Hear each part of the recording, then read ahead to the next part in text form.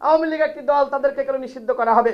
আমাদের স্পষ্ট বক্তব্য, বাংলার মাটিতে আওয়ামী রেজিমের শেষ হয়েছে, ওরা আর বাংলাদেশে রাজনীতি করতে পারবে না। আওয়ামী লীগকে যদি এইভাবে বুঝে বা না বুঝে আপনারা পুনর্বাসিত করেন, আওয়ামী লীগকে আপনারা এখনো চিনতে পারেন নাই। আওয়ামী লীগকে আমরা চিনেছি। আমি 2018 সালের কোটা সংস্কার আন্দোলনের সময় একটানা 15 দিন রিমান্ডে ছিলাম।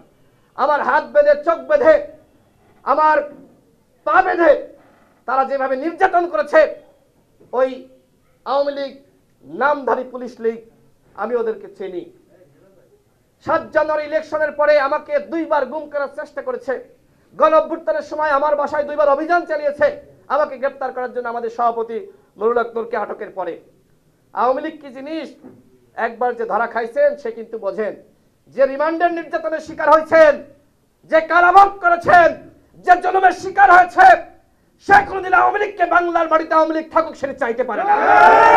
বরং যারা আওয়ামী লীগের কাছ থেকে মাল কামাইছে, আওয়ামী লীগের সুবিধা নিয়েছে, তারা এখন আওয়ামী লীগকে চায়। তারা এখন বলে আওয়ামী লীগ একটি দল, তাদেরকে কেন নিষিদ্ধ করা হবে? আমাদের স্পষ্ট বক্তব্য, বাংলার মাটিতে আওয়ামী রেজিমের শেষ হয়েছে, ওরা আর বাংলাদেশে রাজনীতি করতে পারবে না। আওয়ামী লীগের অধ্যায় শেষ হয়ে গেছে। শেখ মুজিব একবার 71-এর পরে গণহত্যা চালিয়েছে।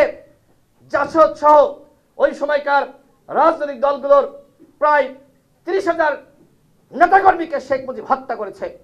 শেখ হাসিনা তার মেয়ে দীর্ঘ 15 বছর এবং এই জুলাই বিপ্লবে গণহত্যা চালিয়েছে। 2 বার আওয়ামী লীগ গণহত্যা চালিয়েছে। 3য়বার আওয়ামী লীগ সুযোগ পেয়ে আবারও গণহত্যা চালাক। আপনারা কি চান? আমরা আওয়ামী লীগকে 3য়বার গণহত্যা চালানোর সুযোগ দিব না।